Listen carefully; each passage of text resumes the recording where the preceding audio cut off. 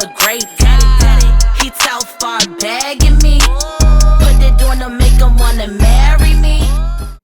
Hi everybody, welcome to Live from Backseat. It's your girl Simone. Thank you for joining us today. I'm really excited about today's episode. I have a special guest in the studio with us, Who Camille. She is a super hot, fire ass recording artist from the DMV, and she's from Columbia, Maryland. Columbia, let's get that straight. Okay, she's from Columbia. So, definitely had to bring you in the studio. Of course. So excited to have you here. Thank you for coming. Of course, thanks for inviting me. So first I just kind of wanted to start because I knew you, so I knew you in high school, because you're older than me. Mm-hmm. And I remember you cheered and all this stuff, and then I played volleyball. You played volleyball? My older sister cheerlead, but I think she was gone by the time you got there. Yeah. But I played volleyball. Okay, you did volleyball. So I just remember you from high school, and then it's years later, I was on the gram, and I was yo, this is fire. And I was oh shit, that's Camille. I think that was pre-music too. And that might have been when I first started making music. When I say that, I mean like SoundCloud strictly 2018 shit. But yeah, that is so dope. Time tells all. Okay, so I wanted to kind of start with how did you even get into making music? Because I know originally you had gone to FAMU, right? Mm-hmm. And you graduated from there with your degree in college, did all that stuff. What did you get your degree in? Criminal justice. Okay, so where saving you niggas one criminal at a time. Saving one nigga at a time. Right. So how did you go from that to one day being yo, I'm just gonna grab. I'm about to be this fire ass rapper and this is what it is. All right, so I graduated, right? I graduated from FAMU. So shout out to all my brothers if you're watching this. I graduated from FAMU and then I got straight into, I started working. I didn't know what I wanted to do when I graduated college. My degree was in criminal justice, but there was a class in my junior year. I think it was the second semester. Because if it was an early semester, I probably would have just changed my major. But it was just, we were getting all these statistics within a week. And I was this shit is for the birds. I don't want to do nothing. I don't want to have nothing to do with the system. I want to be on the other side of the system. I always just kind of I always low-key wanted to be a teacher, right? I always wanted to be a teacher. I remember I found an essay that I wrote in 10th grade English class about wanting to be a teacher. Mm-hmm. And so deep down, I want to be a teacher. I ended up not getting into Teach for America, and I was really been about that for a really, really long time, right? Yeah. So I was fuck teachers, fuck them kids. I ain't gonna do that shit, right? So y'all don't want me. Y'all don't want me. You missing out. Fuck y'all. And so, but I was deep down and so I went. I did some. I didn't have a job. I had no plan. Mm-hmm. I went straight into. I got connected with some people because it's about who you know, not what you know, and did some event planning. Mm-hmm. That was an experience. It's nothing I think I would really want to do. Event planning. Then I went into the nonprofit sector and was doing financial work. Mm-hmm. Trash. Not because what they do is trash, but it's just for me. I'm not a sit behind a desk type of person. I can't do that. Right. So I did that. Then I left there and started teaching kindergarten. And then I had taken a really big pay cut from my nonprofit job to teaching. Mm-hmm. And then the following school year, they were trying to cut me down another 5 bands. And I was I can't do that. Mm-hmm. And then I was unemployed for a year, which sucked. I think that was the first time I ever really went through depression in my life. Mm-hmm. And then I started teaching PE, which was my most recent job. Mm-hmm. I started teaching PE at a school in East Baltimore, and I was just left in my last day was December 23rd because I'm doing music full time. Mm-hmm. But I kind of got into the music I was, do you know Dakina? Mm-hmm. Yeah, so that's Dakina's another artist that I fucking love. Yeah. So that's my homeboy, so shout out to Dash. And he would always be because I can hold the tune. He would always be can you sing on my hook? Can you do my hook? And I'm yeah, I do it. So I would do it. And then one time we recorded, we went to the studio, and I had actually written Houdini. Uh-huh. And he was you want to get in the studio? We got extra time. I'm done. He was you want to get in the studio and record it? And I was I'll try. Uh-huh. And looking back, I recorded it, listened to it. I was just so in awe of hearing hearing a song. Yeah. This is no engineering done to it or whatever. Yeah. On the track. And so looking in hindsight, it was trash then. You know what I'm saying? There was nothing done to it. Yeah. But I just loved being able to go in there, say something that I wrote over music and then hear it back as a song. And so like I kind of just vision to fruition and then saw the result. That's exactly what it was. And I was like, oh shit, I kind of like that. Then I just started writing other songs, and then I was like, okay, are you just gonna keep writing these? What are you gonna do? You just gonna write songs, and are you gonna just keep putting singles out, or are you gonna put a project out, and then that's how.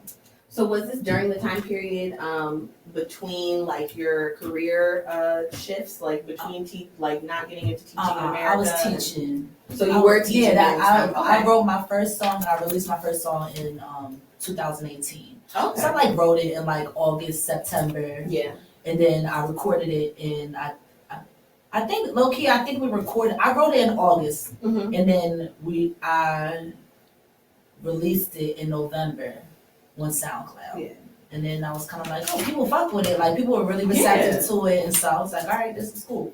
That's lit. So I wanted to kind of like touch on or ask you, what is your like your kind of like your childhood upbringing and your influences in music? Because like you came into the game, but like I don't know, you don't have like usually people have like a first album or first project that's kind of like, okay, like that's, you came in like on fire, like you came in like with hard bars, like on your shit, and it gives the impression that like, okay, you've been a student of music for a while. And so I kind of just wanted to like understand like where did your love for hip hop come from, and what inspired you in that field? Well, I love music. I've always loved music. This is always a fun question because I always give such a basic answer. Because I mean, I listen to all types of music. Recently, I don't listen to as much music because I don't want to pick up anybody else's sound. Okay, I'm the person who still listens to the same 7 songs in rotation, and then I also listen to my music that's not released, so I can hear if I want to take something in and out. But I guess upbringing, like, I mean, my parents, I call me and my homeboy, we said that we're Tom Joyner kids, because I wasn't listening to like rap and hip hop in the car with my parents. My parents are older, they're 60 now. But like we were listening to the Tom Joyner morning show. So I was listening to 96.3, 102.3, you know, the Quiet Storm. And so like I was hearing kind of like the older type of music, but I'm grateful now because I know all that shit. Like before the cookout was a thing, like we've been listening to that shit. But then when I got a chance to like let's say middle school, early elementary school, like Destiny's Child, Ashanti. When I started listening to hip hop, it was like Eve, Trina. I had no business listening to Trina, but that's none of us. Shout out to Trina. Obviously, Lil Kim, but I'm not even going front. Like growing up, I wasn't listening to Lil Kim. Like I didn't really start digging the Kim till I was older. You know what I'm saying? But I mean, Kim is obviously the blueprint for all of this new rap shit, and by new I mean just liberating, nasty, say what you want. But to get to it, the inspiration, I mean, check the drip. It's Beyonce, nigga. No, really, like Beyonce, that's my inspiration. This is not gonna end until my baby picture is on her website. Literally, we were talking about that the other day, how it's like Jay and Beyonce are at this point, you can't, like, I can't even look at Jay or Beyonce in like a sexually attractive way, because I'm like, y'all are the blueprint. Y'all are who we're trying to be. Right. Y'all are who it's like, I feel like they're this like elevated, it's like fucking, they're like Prince. It's like fucking Prince now. Blueprint. I mean, they're definitely, Beyonce's definitely the blueprint. Hope is definitely the blueprint. But is it even that I'm trying to be her, or do I just want her to recognize that I exist? Right. You get what I'm saying? But I feel like they like float above, like I think they're at a point where it's like they're floating, and it's like, it's cool, because I think I definitely feel like, as a creative myself, feel like I love Beyonce. I grew up a huge Beyonce fan. I have a picture in my house of me and Destiny's Child. Yes. You met them? Framed. How did she smell? Amazing. Girl, I was 7 years old and I ran straight to Beyonce. Oh my God. Oh my God. I did not pay attention. Girl. And literally in the picture, it's like me standing right in front of Beyonce like this. She knows me. Literally right in front of her like, this is my auntie, okay? Like on her birthday last year, I dropped like my Millie Mondays. Like when I do those, I did one like for what I'm gonna say to her when I meet her, and I have every intention of being like, you can do it. Like I need her to know, like Beyonce, I know you know this, but like this is from a real beehiver. You do no wrong. The only thing wrong you probably ever did was those bangs. But we forgive you. You probably was trying to teach Cole a lesson. But it's not even your fault. That's not even your fault. That was JayZ. And I need to know why Sanaa Lathan bit her and why he cheated on her. Sanaa Lathan. Yeah, they said that. Remember Tiffany Haddish? Oh my God, yeah. Tiffany Haddish She telling told that everything. story. Yeah. Oh my gosh. That's so. I really do. That is an interesting thing to know. Maybe it was like a playful bite. I need to know. I need to know from the source. So maybe it was like a playful maybe bite. it was a playful bite, but shit. I wanted to ask, how did you get your name? Oh, Who so Camille? I was rebranding just me. Like I was just rebranding because I was looking for a new Instagram name. Mm-hmm. Instagram. This had nothing to do with music, right? Yeah. I was looking for a new Instagram name. My Instagram name had been like lights, cameras, action, like Cam for Camille. No cameras, please. Like what was the last one? Cams, grams. Like, and I was just like, I'm tired of this. And so I was like, I want to make a new one. I was like, I'm gonna just go with Camille because Beyonce. because Beyonce goes by Beyonce, so I have to go by Camille. And so some white French man has it with like 100,000 followers, whatever. And then I was like, all right, let's just do Camille. Like, let's just, like Camille, like, black people would be like, you know Camille, they be like Camille, and they be like, like they doubled up. You say it twice, and then all of a sudden Camille was taken. And so I was just like, damn, like let me just start throwing shit in front of it. So I was like, just Camille, where's Camille? That's Camille, Who Camille? And I kind of like stopped, like as soon as I said Who Camille. I kind of liked it because it's like a question, like who Camille, like who Camille, like you can say it so many different ways, and so I just kind of liked, and I also liked the way that it looked. Like they all had, I was judging them off of how they sounded, but also how they look written out. You know what I'm saying? Like, what is this gonna look like on Instagram? I'm not thinking about my diamond chain across my neck in about a year, but now we're focused on that, right? And so I was like, all right, I'm fucking Who Camille. I was actually on the phone with my homeboy, and I was in the grocery store, I remember, and I was like, I'm choosing between Who Camille and Just Camille. Mm-hmm. And he was like, Who Camille, definitely Who Camille. And I was like, all right, cool. Lit. So that was just the Instagram name, and then I just decided to, when I made the song, I was like, what am I gonna put my name out there as? And I was like, we'll just go with Who Camille. That's what my Instagram is, so yeah. And I'll tell you a funny story about it. And so I really wanted to go by Coach Free. And I still am going to use that as like an alias. Mm-hmm. But I didn't make that my rap name because that's what I was called at work because I taught PE. Okay. And so the first thing I was thinking like, fuck, if the students find me, the first thing they're going to search is Coach Free because that's all they know. You know what I'm saying? And I didn't want to have a music video of me in a bed, you know what I'm saying? Like rolling around and then I got to go to work. But that was also 2 years ago. Right. And so now, like on my last day, I'm like, by the way, y'all look at my music and y'all TikTok to my shit. Make a bitch go viral. By second grade. Now I'm no longer That's so funny. So I fuck with Coach Free, but it's like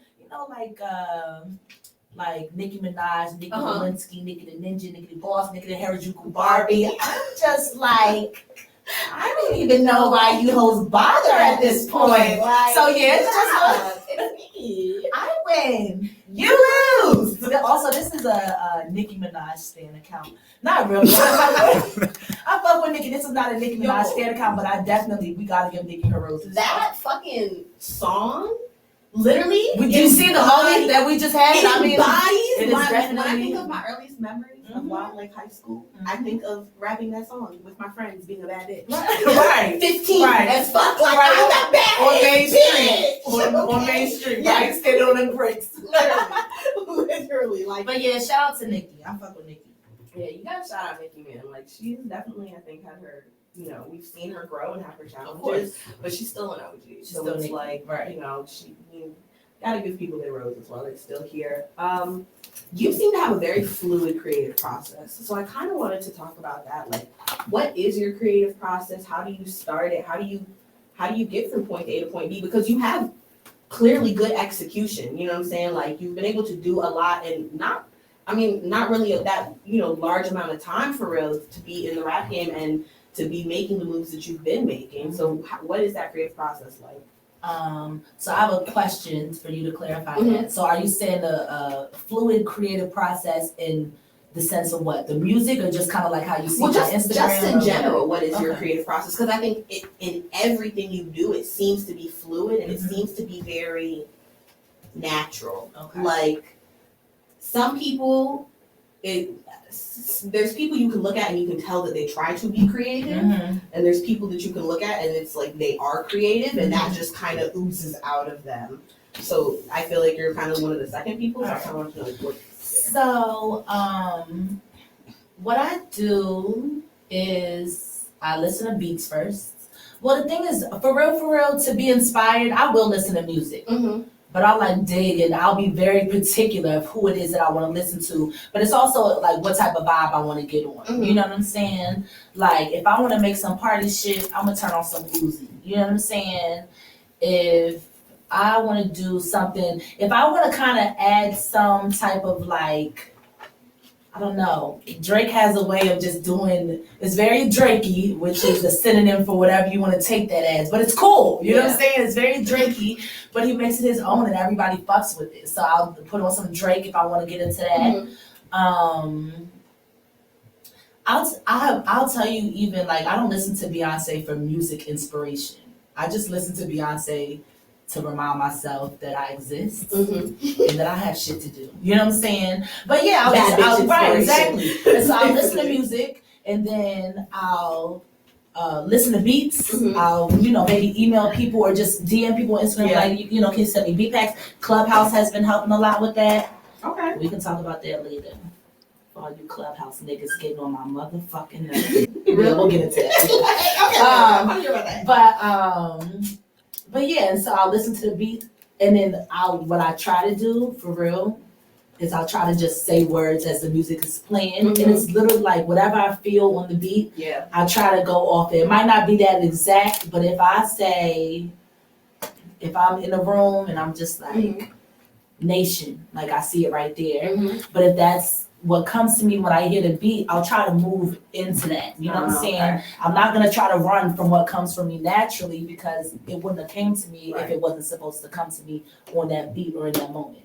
And then I just try to story tell. I do this because when I say story tell, I try to just talk my shit. Really, that's I see that because one thing I like about your music is your words create visuals in my head. That's so what I try to stay on topic though. Yeah, so before I even watch your visuals, like I fuck with your music because I could be in the car and I'm like, yeah, I can see myself doing this bad bitch ass shit. That's like Houdini. Like when I was writing Houdini, it was like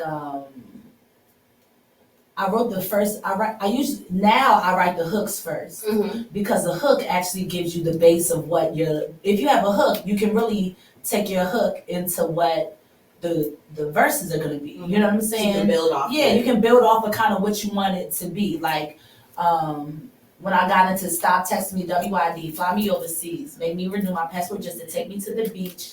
And so I kind of, even when I got there, I kind of was like, how do I make this? And then how do I keep going with, this is what I want from a nigga, right? I consider No WID my one city girl type of song. Like, nigga, get on my face if you ain't doing this for me. Because I really don't rap about that type of stuff. I'm not opposed to it. I fuck with it. A lot of city girls. But that's just not really what is my forte. You know what I'm saying? I know you had that one line where you were like, I really want the Fiat. Or I really need the Fiat. Yeah, okay. So, I might throw it in all the time, but the whole song literally was like, nigga, leave me the fuck alone unless you doing this for me. Right. And then so I basically, when I got into the verses, I was just kind of like, okay, I talked about what I need what I want from these niggas, so let me just get into it. And then me and my homegirls look like, these niggas don't court no more. They don't court us no more. And so my first thing that I said, court me. And I was like, what rhymes with that? And then I was like, court me, court fees. Cover my court fees. And a bitch got court fees because I'm a real rap and I'm a motherfucking gangster. Don't say with me. Also, yes. Okay. When I heard that part, I was also like, there's a time in my life that would have been very helpful because they add up. Okay. So I usually just write the chorus first, and then now I write the chorus first, and then I'll get into the verses. I'll try to use like my voice recorder. I will record them. I like to go into the studio prepared. Yeah. Like completely prepared. Like I need to have ad libs prepared because time is money. You know what I'm saying? When you paying for studio time, you blink and it's over. Right. And so I want to get all my money's worth, all my time's worth. And so I just use the voice memo and then I'll listen to it. I'll listen to what I got back from the session in the car. And then once I get music from a session in the car, if I have like 2, 3, 4 songs, that's all I'm listening to. If you get in the car with me, you just listen to this unreleased shit. And you should be thankful that you get the exclusive is you in my car. Basically. Okay. Period. No, but in the car I usually hear things that I don't like or that I want to add to it. I feel like music sound better in the car. Like you cannot judge music. Headphones, cars, speakers. Yeah, unless you listen to it in those settings, it's not judgeable. Because how something will sound in the studio, like I definitely know that like when I sit in the studio with my friends, it's very different for how something sounds in the studio to how it sounds like once you're in your little space and your zone. It's like, all right, this shit really exactly. This shit really goes. Like, okay, cool. So yeah, my creative what was it? Creative process is listen for inspiration, listen to beats, read the room, like wherever I am. Oh, I'll go outside, I'll take walks. If I've been in my, like quarantine was hard because I'm in the house. Yeah. And so it's like, okay, I need to drive around. Oh, I drive around. I didn't say that. I am a driver. Like I will get in the car and drive. And then when I'm upset, I'll get in the car and drive and just play music, crack the window to get some air. Well, just to wake up. You got to be alert when you drive. You can't be halfway. I do the same thing. I love taking drives in my car, to clear my head. That's especially on the back roads, and especially like Columbia got them nice whole ass bunch of back roads. exactly. Oh my God, that's so like the thing. I'll do that. That's cool. That's so cool. You sound very intuitive with your process. Like you just kind of. Can I go live? I don't. Oh yeah, go ahead. Yeah, no, go ahead. Oh yeah, no, go ahead. Yeah, but you just sound really intuitive with your process. Like you just kind of. You get the impulses or the inclinations, and you just go off of what feels right. And that's like, I think that's something that's so big.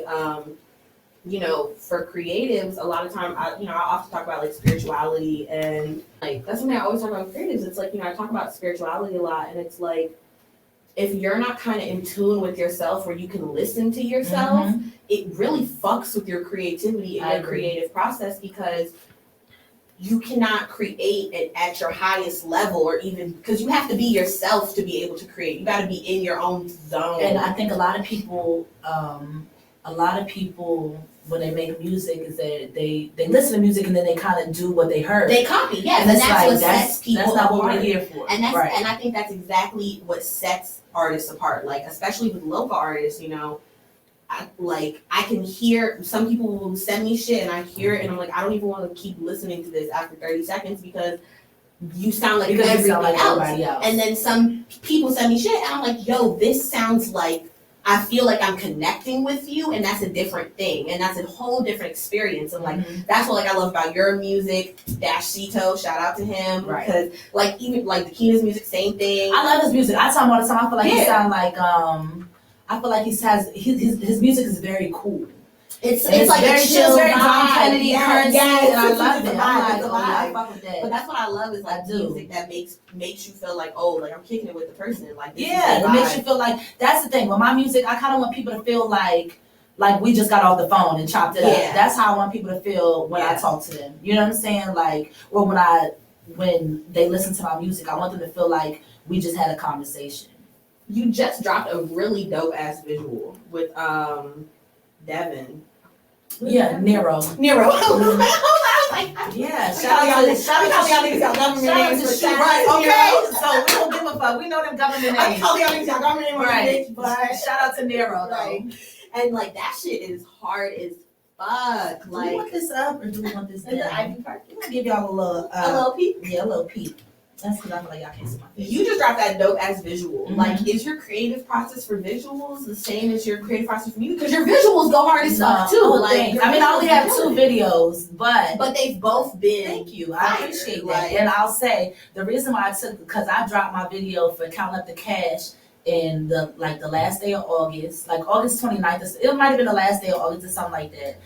And I just felt like my homeboys did like a fucking amazing job on that. Like I didn't know like where to go after that. Like I couldn't have no bullshit after that. You know what I'm saying? So I didn't know who to trust. With a high bar. Right. I didn't know who to trust to shoot my video. I did that in Florida. So those my homeboys from school, from FAMU. And so they did a great job, and then I had the EP. I didn't do no videos for that, but also I didn't know budgeting and all the, you know what I'm saying? Like I just wasn't sure. I was literally doing everything by myself, like, you know what I'm saying, like everything. And so I was doing that, and then when I heard No WID, I was like, this single has got to have a music video. Like, there's no way I can put this out and try to push this song without a video.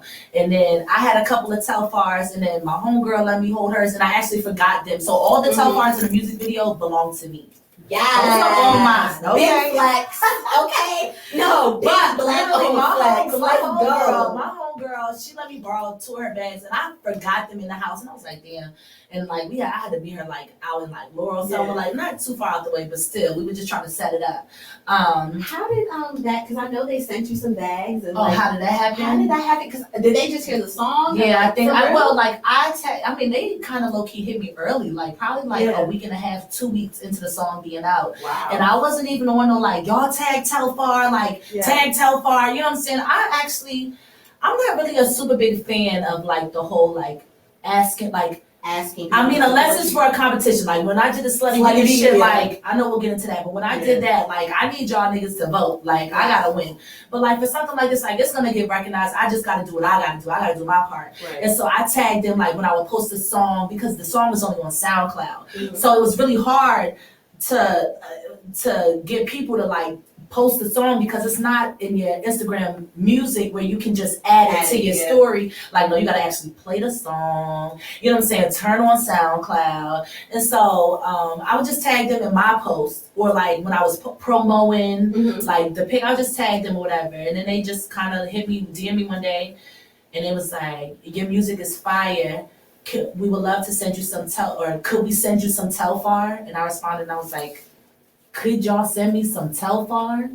Like mocking them, like, can y'all send me Telfar? Like, why didn't you even ask me that?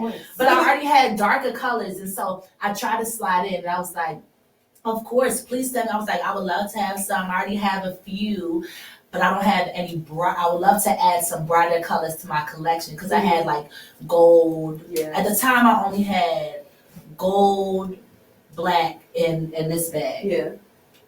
And so they sent me a pack. They sent me a hat. They sent me a do-rag. They sent me 2 bags. And I was like, oh yes, on and fucking popping. I love that. That's something that's another thing that I really noticed about you. You really rep like you're not repping shit that's just bandwagoning. Like 410 shit. You feel me? Nobody knows what the fuck Howard County, Columbia, Maryland is. Right. And you're like, no, I'm a rep Howard County, Columbia, Maryland, because I'm from it. Like Telfar is like, you know, it's not Louis, it's whatever, but it's a bomb ass. Getting there. But no, it's a bomb ass black owned designer handbag brand. And like the fact that I just think it's dope that you're like, nah, like that's what I'm fucking with. That's what I'm collecting. Like that's also what I had. Showing that's what you want, you know. Yeah, but also one thing about music that I feel like, you know, it's easy to get lost in the sauce and talk about shit that you don't got, but you know, and just to kind of manifest what you want. You know what I'm saying? Like I have one song that's coming. It's called Wavy, but I initially wrote it for another artist, for a big artist. She didn't take it. Thank God, because it's one of my favorites now. But I like in it, I say like I mentioned like G5s, like 10-karat pinky ring, like Louis off the runway. I don't got none of that shit. But I initially wrote it for somebody else, and then when I was writing the second verse, I was like, okay, I'm like, no, just talk your shit, like just keep going, like this can, because I don't usually talk about that type of stuff. You know what I'm saying? I try to tell my stories of things that people can relate to. Everything I say is not. I'm not gonna say. I'll say most of what I say pertains to me. Okay, right. But I'm also not lying. Like in interviews, I'm never out here claiming. I tell people all the time, if you're looking for trenches music, if you're looking for got it out the mud, if you're looking for a story, I don't have a hood story. I don't have it for you. But that's also a reason why I fuck with Beyonce so hard, because it was more than her just being a bad bitch. I don't know if we like in Houston. Beyonce grew up in a very nice home. Yeah, she was middle One, class. Her parents were married. Two, Two, yeah. like she doesn't She have a was a struggle beauty story. pageant kid. All she did was work hard. That's it. Yeah. There was no sob story. It's no story. Do you get what I'm saying? I can relate to that. I think that something that's important, especially when we're dealing with Black people and Black women, is normalizing the fact that all Black people don't have to struggle to be valid as Black people. Right. Like the struggle Olympics is something that Black people do. Like, I was dirt poor. I was poorer than dirt poor. Motherfucker, none of that shit is something we should be like. If you struggle Olympics, that's what it is. Because it's like, here's my thing.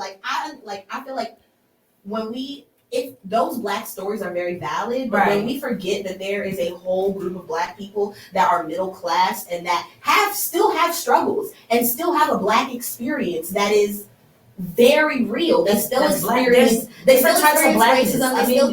I think that like we don't hear about those stories enough, particularly in hip hop, because there hasn't been a space created for that yet, because it's not validated as real. And it's like, yeah, I get it. Like, everybody doesn't have to, like, I don't want my kid to have a struggle Olympic story. I want my kid to be like, I inherited a really good credit score. My mom also gave me $100,000 to start a business when I was 21.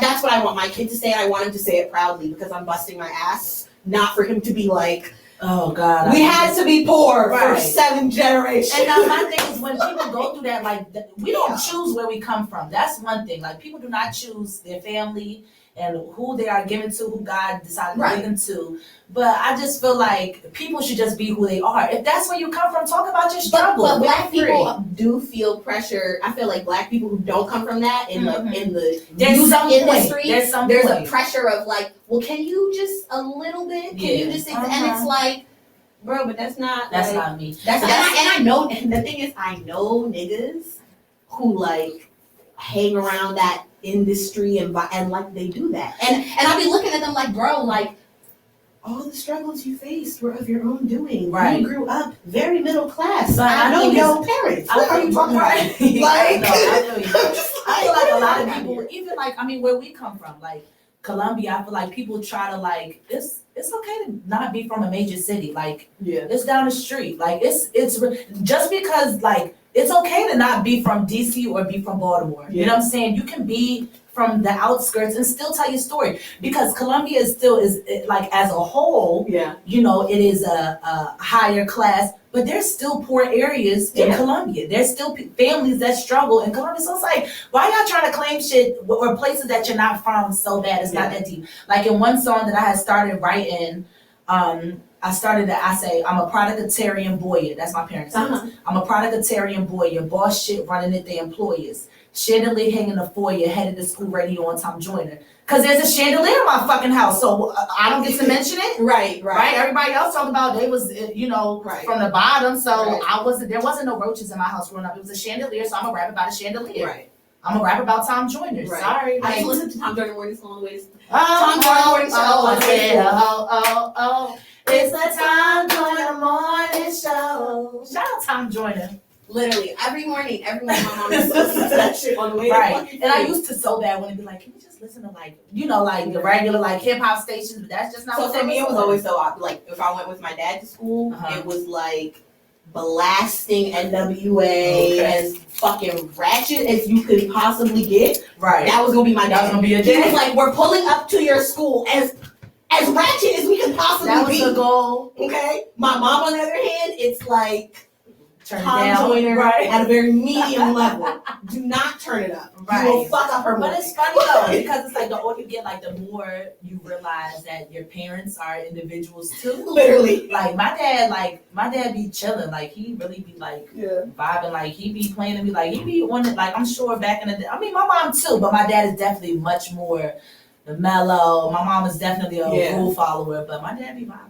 Do your parents listen to your music? Like, does your family support your music dreams and career? Because I know that's I think that's something that a lot of like middle class kids have also a stigma of. It's like, you know, a lot of middle class families don't want their kids to go into entertainment. They don't want their kids to be rappers, entertainment stars, super athletes. Like they want their kids to be doctors, lawyers, teachers, steady, stable, secure things. So like, did you ever have that issue with your family, or have they always been like supportive? For a minute, like my mom knew that I was doing music. I really like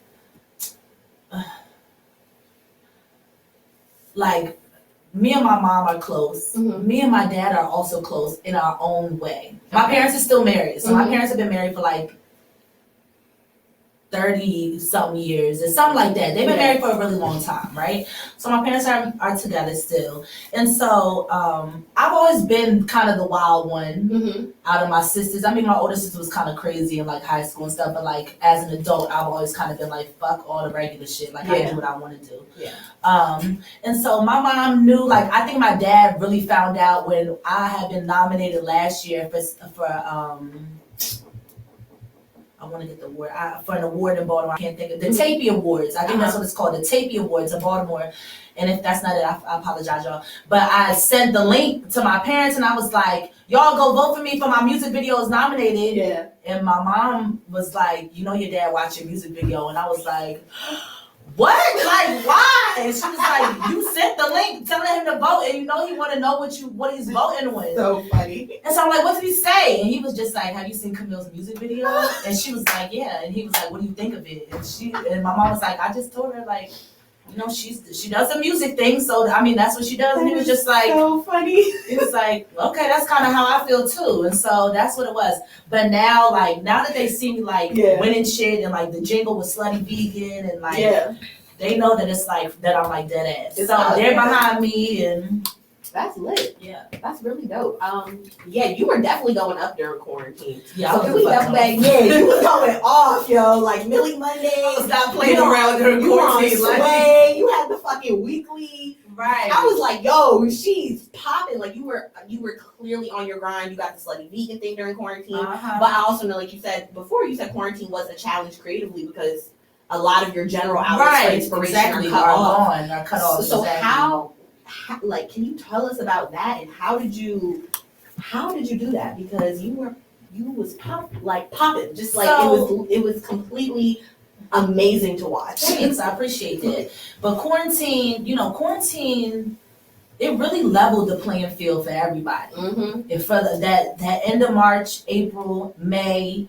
You know what I'm saying? Like those 3 months, end of March, April, May, summer, June, like big artists were going live. Like, come in here and entertain me. That's literally, I'm sure, what they were doing it as. Like, they wasn't looking for no talent. It was for them to be entertained. Like, I know people would want to tap in with me. Like, I know people would live and go on my live and perform or rap or do whatever they do. So let me do it. But then a lot of these artists started kind of being like, oh shit, like, these random people actually have talent. Like, yeah, bitch, one time you were a random person. You know what I'm saying? And so I saw that, and then I kind of like got into like that very like that March 24th, 25th type of time. I got on my first live with this guy named Earl Johnson. So shout out to him. He got me that first day. It was like 300 people on the live, and I got in, and I rapped, and he fucked with it. And then anytime I got on the live, or like he saw me jumping on with requests, he would accept me. And so I kind of did that, and then I went live with Veroline, who is she's a huge like person at Interscope. I think it's Interscope. If I'm wrong, I don't know. At Interscope, but she does A&R. She works with like huge artists, and I was in a competition. So I'm gonna tell you, this is where like I was in a competition where basically it was basically 2 rappers and 2 singers, and they were like head to head, and so I made it or whatever. And then the girl I went up against, though, her name is Des Dior. You ever heard of her? She's best friends with Jada. The name rings a bell, but I'm gonna be honest, I'm kind of out of touch. No, that's fine. She's best friends because like I'm quite out of touch. She's best friends with Jada Waiter, Lil Baby's baby mother. Okay, there we go. So I was like, there we go. And so at the time, I was pushing 6,000 followers. And she was pushing 700,000 followers. And so I remember I woke up, I saw it like 4 in the morning that I won, that I moved to the next round. But now this next round was the next round, and the prize was like to have a meeting with Veroline and to like have a meeting with Interscope. So I'm like, oh my God, like I have a chance to like I get gotta this. do this, right? And so it was like 4 a.m. So I was on Twitter. I literally was like, who up? And anybody who responded to me, I was like, I need y'all to go to this and vote for me. Mhm. And so because I was down, like it was probably like, she was probably up like, I don't remember, but I was down because I was sleeping. She had posted it one time. I guess she was up when she posted it. She had posted it, and then, she has 600,000 followers. Yeah. It doesn't take much for her to Right. get a bunch of votes and be up.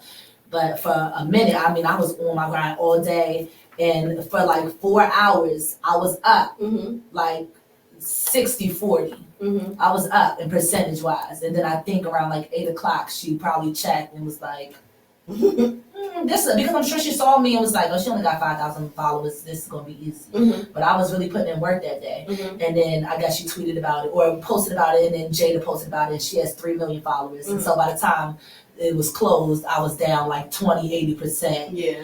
And it was cool. Like I really felt like I was really trying to get people to vote for me.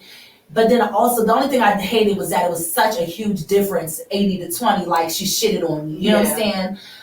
Her shit was cool or whatever, but also I believe that I'm the best. And so it's just a number threw me off like a 20%, like that's failing. But you know what I'm But saying? you have to have that mindset in the hip hop game. Like Yeah. you can't, It's a cocky hip hop sport. is a cocky, Right. confident sport. Like, may the strong survive. Right. Nigga. Like, Right. so you can't, and not even just hip hop, like, trying to make it big in any creative space, that is what sets the winners and the losers apart. Do you believe in yourself, my nigga? Right. Or are you out here doubting yourself all the goddamn time? Like, that's really what it is. And so I'll tell you, So you also, gotta have that, like, you I'm reminded the me though. best. So getting back into quarantine. So basically, I Yeah. kind of really got on topic. So I always did. I'm sorry. Okay. And to anybody who feature interviews me, I always get off topic. So that's my. It makes for good It's a lot of editing to do with me. But I just was hopping on anybody. I had like a little group. Yeah. It was like 5 of us. Like people, like some people I knew, some people I met through quarantine to be on the live. Mhm. But we all knew that we could spit and like we wanted to be on live. So we would all be like, oh, so and so on live, so and so. And literally, I would just hop on people's lives. Like Mhm. that's all.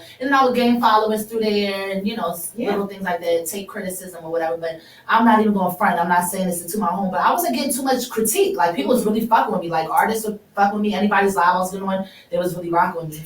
But one thing that I'll say that you mentioned is like one thing that grinds my gears still is like when people get on live and they're like, oh shit, like I didn't think you were gonna pick me. Like I wasn't ready. Like bitch, why aren't you ready? It's 400 motherfuckers in here that are ready to go. Right. Stop playing. Like I cannot stand it, or I didn't think, or even like I'll be in Clubhouse now and I'll be in a room where they're playing music and they'll be like at the end they'll say like, oh, that was just one of my little songs, that's just a little demo, that's not done yet, it's not my best. Why are you not playing your best? You have the opportunity right now to show your best. Show up and show out. I just don't understand it. I think that's such a good point you made, because like when I reflect on my lesson, I think my greatest lesson in 2020 for me was a lesson in humility, but a lesson in like, not like, oh, humble yourself because people think XYZ, a lesson in who to be humble to. Right. What I learned in 2020 is that God told me to be humble to him, not these raggedy ass motherfuckers. I'm gonna put it right the fuck I know out that's there. right. God said be humble to me, not these Not raggedy nobody ass else. motherfucking niggas and bitches. Because I think that something that people have been programmed to do is like, we think we're doing ourselves a service by downplaying ourselves because we either think it's gonna make people like have sympathy for us, Right. or that it's gonna, oh, we won't rub the people the wrong way. The truth is, the people that are gonna open doors for you in life, the people that really fuck with you and support you, the people that are actually your people, they are never gonna be rubbed the wrong way by you popping your shit. Right. Like niggas who fuck with you are never gonna be like, I swear to God. she said she was the best bitch and now I feel some type of way because Let me I'm tell the you best something. bitch. It's so Like funny what? that we're on this topic. I was in a Clubhouse room yesterday, right? I was in a room and the whole thing was like, play a song. Mm-hmm. I had got kicked out of the room because I accidentally didn't mute my microphone and that was my bad. And I was like 3 people away from being up. And so I'm like, fuck. So now there's like 15 people in front of me, right? And so this lady gets in the room. Oh my God, this is so funny. This lady gets in the room. When she first got in the room, I was giving advice to this girl and she was talking at the same time, but I was speaking too. Mm-hmm. And like you said, I was speaking too. And so I didn't just stop because she had said something very small. And then when I was done saying what I was saying, she was like, who was that?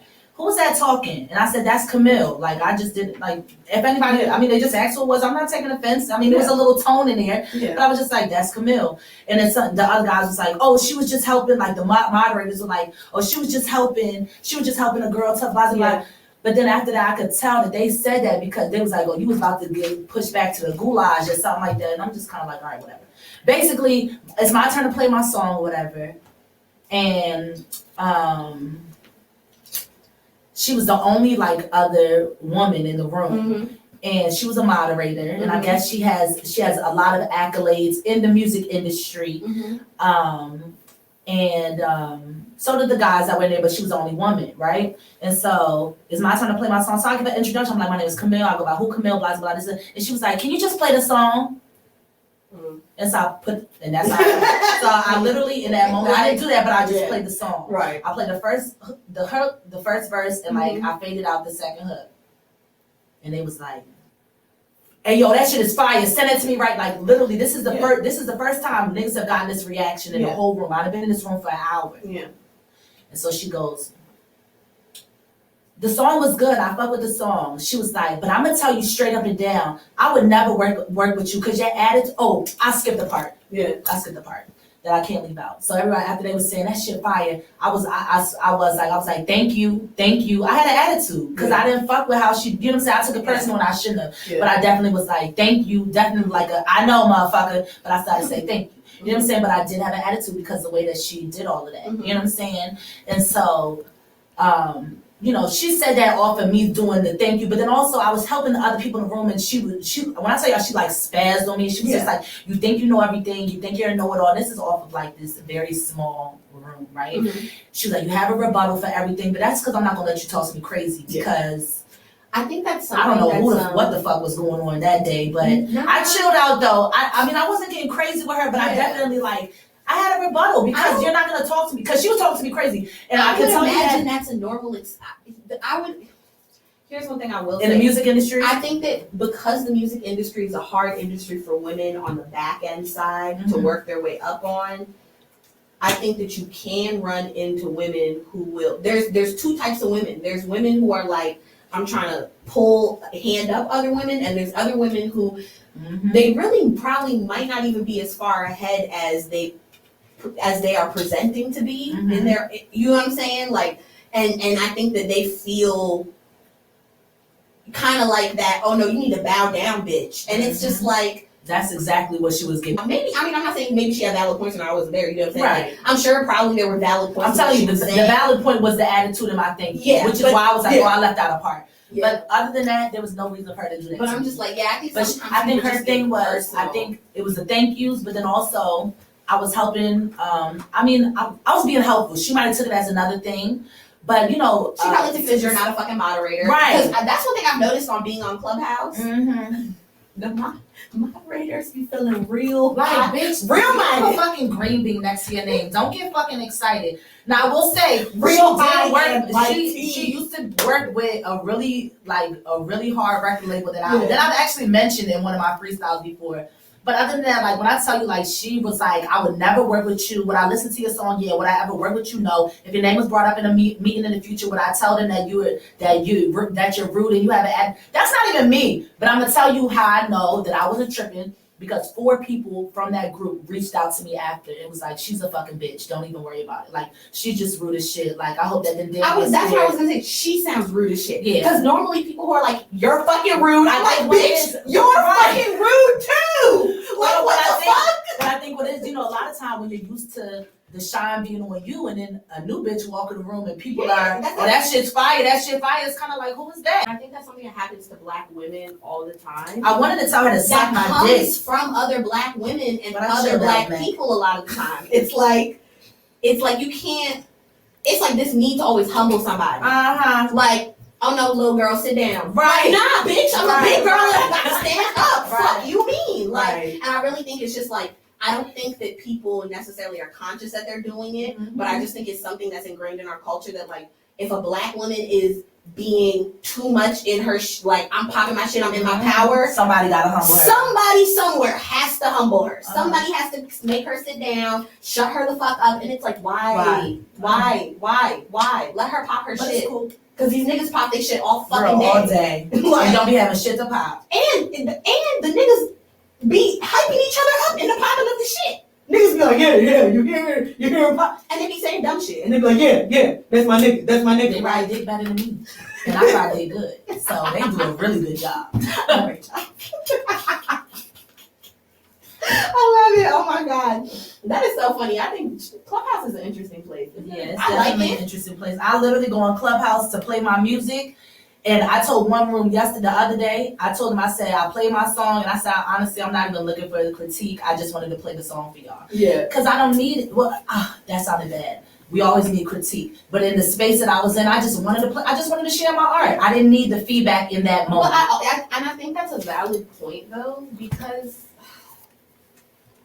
yes, to advance as creatives and just as humans, we need to be able to take constructive criticism. Mm-hmm. But also, I think some people don't be understanding sometimes is like, as a creative, like a lot of the times I'm creating for myself to get off my own itch, to I feel compelled just by who I am to share a piece of me, and I have to get that off, or I don't feel like I feel bad. You feel me? And so a lot of times when people who aren't creatives, or even if they are, but it's just like they'll critique it, and it's like, this wasn't for you. It wasn't for you to critique. Like this wasn't. This like, is what I was feeling. and I think that's like, to me, when I meet people who do that, that signals to me like a vibe that I don't want to fuck with. Like I might like, oh, okay, you're not, but like you're gonna be at arm's distance, because I'm like, if you don't understand that art is just meant to be and to exist and to communicate feeling, and like if you can't just let art be, you always gotta be like say something about it. It was like, good, but yeah, you like, a fucking hater. You a fucking hater, and I'm probably not gonna like. There's a difference between constructive criticism and always needing to find something negative in something just for the sake of seeming like you know what the fuck you're talking about. Right. And that's what Clubhouse is. Everybody wants to act like they know what the fuck they're talking about, and they don't. They just like to talk. Woo. She done said it. That's all that is. I can see that there's a lot of, I can see there being a lot of that happening on there. Everybody is somebody, and everybody is somebody, but everybody isn't an expert on everything. Yo, in today's day and age, literally, you can be an expert on anything. Right. Like, and it's so funny, like, sometimes I'll hear people like talk, like I'll be listening to people talk, and they'll be like, I'm an expert on this, and then they'll be giving their background. They're like, yeah, so I started studying this 2 years ago, and I'm just like, 25, you started 2 years ago, and you're an expert. Everybody wants a recognition, but I mean, And I'll just be sitting there like, and it's not to say that what that person's saying isn't valid. It's just, to me, that always strikes me as a red thing of like, hold on. How you an expert? You really think you know everything there is to know on this subject in a year and a half of like from you got into it? I mean, like beginner to a year or two, and you're like, I know everything, and I'm just like, that's how they be. that sounds dangerous to me. That's how they be. I'm just like, that sound a little skeptical there. Right. And that's definitely yeah, it'll be interesting to how that plays out on Clubhouse, because Clubhouse, I think I love Clubhouse because like it is a great networking, and like I do stumble onto really interesting conversations, but I definitely also a bunch of bullshit. Yeah, the other side is like you have to be discerning, like 'cause it's like there's so much floating on there that I'm like, this could just be a marketing pitch to get you to buy somebody something, right? And it's not really all that. So kind of before we wrap up, I wanted to know like what's next for you? Like what are you working on now? What can we like expect and stay tuned for? Like what's the vision going forward? Because now you're doing it full time, and that's a big step. Like a big step. So so what's next coming in this? I mean, keep looking out for No WYD promo, of course. You gotta push a single for a long time. I think people think that you gotta put, and I thought that too, but I've learned that it takes time for people to catch on to a song. Like right now, I mean, I'm getting there. I'm getting a couple of strangers. You know what I'm saying? Like there's a girl on my Instagram stories today who her aunt does my hair, but I'm sure her aunt's not like, listen to this song. You know what I'm saying? But she was singing the song, and I don't know that girl. You know what I'm saying? But right now, a lot of people posting and using my stuff are people that I know and are people who I can reach out to directly. So I'm obviously keep pushing No WID. I got more content for that coming out because you gotta always have rollout. The official jingle for Slutty Vegan is coming out this month, and I'm really excited about that because just because I mean it's been since August and we've been working on it, and it's myself and another it's a feature on there with another really big artist. Hey! And so I'm really excited about that song coming out. What else is going on with Who Camille? What does that expect? I'm working on a project, so I'm working on an EP to come out. I would love it to come out sometime in the first quarter of the year because I'm learning. You think you drop in a summer bop and you drop it in June, and it don't catch. You don't have time to catch. I'm not there really yet. It takes a minute. Yeah. Because a lot of times, even when you hear about artists, like the song that made them pop, they'll be like, "Yo, I made that song 2 years prior." Like Lizzo. What was Lizzo's that song? shit on SoundCloud. What was Lizzo's song that she first came out with? She made that song in like 2018. She dropped it in 2018. Is it the why men great till they gotta be great? Is it that? I don't know. I don't really know Lizzo's music like that, and that's no shit. I probably should have said that in the podcast when it could be on the microphone. But I fuck with you, Lizzo. I just don't really be listening to the music. Yeah. I mean, I feel like that's like not that crazy though. Like, but some people you fuck with. What was I to say?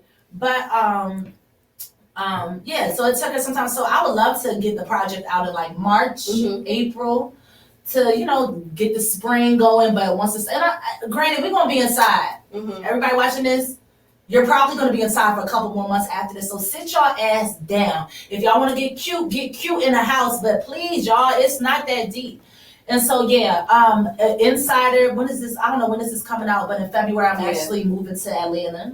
Oh, so if anybody on this live who heard that I'm moving to Atlanta next month because that's where the business is. That's where the people are who I'm doing business with. Yeah. And so that's where I gotta go. So I'm actually extremely excited about that because I just feel like the opportunities will flow in and flow in and flow in. You're in your purpose. And so I really do feel like I'm walking in my purpose. And when you walk within your purpose, that's one thing I've definitely learned. When you walk in your purpose, like you attract it, just the good shit comes to you. Like you can't go wrong if you're in your purpose, because even if some like a bad thing or a roadblock pops up or whatever, like you will be able to flip it into and it might take some time, and I'm okay with that. But I mean, I'm doing like literally.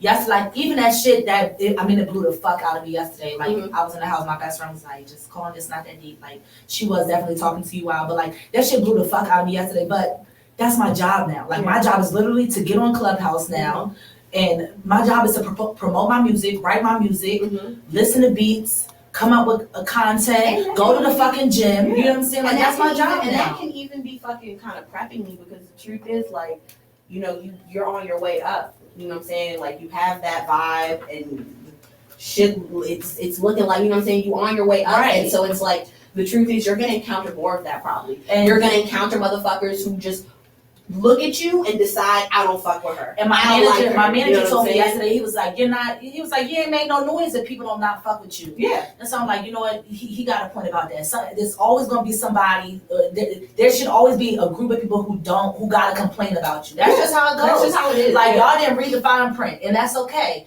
And so I was thinking yesterday when it happened in the Clubhouse, I was like, damn, because like I'm saying, she is somebody in the music industry. I don't know how connected she is, but she's definitely worked with people. But I was thinking like, damn, she probably in the future, this is going to be her story for Who Camille moving forward. Yeah.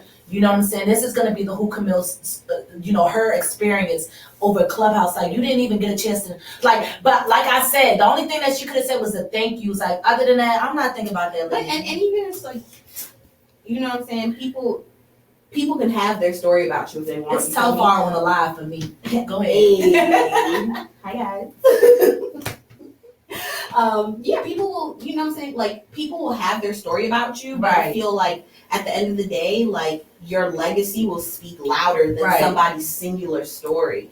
And so it's like, there's a lot of artists who people can have a story about, but like, that's not stopping their bag, because there's enough other people who don't have that experience that it's like, they're not judging. And also just judging, I feel like it's also hard, like, most people high up, I think, know not to judge people off of one singular instance because, especially artists are known for being sensitive about their shit, attitudinal, difficult. You know what I'm saying? So it's like if you know that artists are known for these types of things, just in like stereotype in a general sense, it's like I think those people generally will probably have a mindset of like, I'm not gonna hold you off of somebody talking about one Clubhouse information. And also anybody who would be like, I think it would look like, damn, like you feel really strongly off this one interaction. Right. Like, I mean, but I'm telling you, people like another moderator, he actually like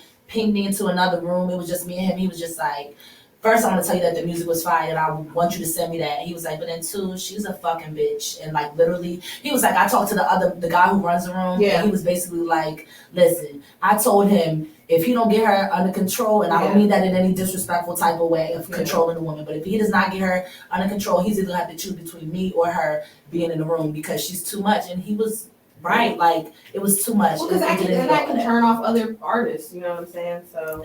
Yeah. But yeah, I'm looking forward to the future. I think that's how you know you want your come up, yo. Whenever shit like that starts happening, that's for me a big sign in life. I'm like, yo, shit like that starts happening. I'm like, yo, this nigga about to come up. Okay. I'll tell you this, but I was definitely hot yesterday. I'm not even gonna lie. I was in my feelings. But that's one thing that I gotta do as an artist is I gotta separate that they're not talking about me. You know what I'm saying? I mean, she was definitely speaking about me. But even still, like, I mean, I don't want to say not talking about me, but just step back. Everybody is themselves, and I know who I am. Right, you can't take it personal. So I'm definitely gonna work on that. And then I mean, I'm looking forward to 2021. I'm looking forward to 2022 and every year after that. But all I gotta do is, I gotta put in the work. Faith without work is dead. So you can manifest and you can have your incense burning, and you gotta do some work. Tell him. I was literally talking about that today. I was like, you gotta do some work. It only works. Prayer and work. If you pray and don't work, you just gonna be praying in the same spot for the rest of your damn life. Right. You gotta do the work and have the faith that it'll work out. So I'm excited about that. I'm excited just about new shit. I mean, I don't like literally. I've been teaching for years. You know what I'm saying? That was my 5th year at this school that I was at. And I knew I wanted to do music. I knew I wanted to get out there. I just feel like you said. I really just feel like I'm walking in my purpose now. So I'm looking forward to it. Thank you so much for coming today. This was great. Oh my gosh, this was so great. Let the people know where they can find you, where they can find your music. I'm definitely gonna link your single into this episode. So just like where can they get in contact with you? All right, y'all. Y'all can follow me on Instagram. It's Who Camille, WHOCAMILLE, all one word. I'm on Twitter. It's Who Camille _. That's if you really like was low key fucking with my personality, because I be on Twitter showing my ass like everybody else on Twitter, because that's what you're supposed to do it. I'm actually on TikTok. I think my TikTok is like Real Who Camille, something like that. I want it to be something cooler, fun, like. But I'm not there yet where I can have like an incognito type of name because people have to know who I am. So, but some of my TikTok reels are on Instagram. Either way. But my music, find all my music on Apple, Tidal, Spotify, Google Play, YouTube. It's all there. Just search Who Camille. My whole discography will come up. My whole little catalog will come up. And y'all live your dreams. Be who you're meant to be. Don't let anybody stop your shine. And remember, you are that bitch, or you are that guy, or if you are gender neutral, because it's 2020, you are that they. And people get offended. You are who you decide you are. There we go. I love that. You can also catch her on the Bad Bitch playlist. On my Apple and Spotify, and she's gonna be on some upcoming ones. So you know what I'm saying. And make sure y'all buy black. Get y'all some Telfar. Yes. Telfar. If you want to send me something, you know what I'm saying, live from the backseat. Hey, y'all on that live? Live from the backseat. I'm just saying, y'all want to send me a bag? I will promote the shit out of y'all. I will wear that shit every fucking day, everywhere, wherever I go. Right. Yeah. So that's that. Y'all fuck with me. I promise you, Who Camille is gonna be a household name. Yes. If not in 2021, by 2022 for sure. It's coming up. So thank you guys so much for joining Live from the Backseat today. Thank you for tuning in. As always, comment, rate, subscribe. Yep. If you haven't done so already, check out livefromthebackseat.com. There's weekly blog posts. You can find at Live from the Backseat on Instagram. And of course, me, Gina _baby __ But y'all should already know that. But we'll just put that out there just in case, there's some new people in this. All right. So, yeah, thank you for joining us and have a great day. See y'all. Bye, y'all. Stop texting me, WYD. The fuck? Fly me overseas. Make me renew my passport just to take me to the beach. I'm good, you don't gotta be my piece, but you gotta treat me like a queen to get me out the streets. Okay. Spoil me like a baby. Put my name across your back like it's 03 Tracy McGrady. He tell far begging me. Put it on to make him wanna marry me.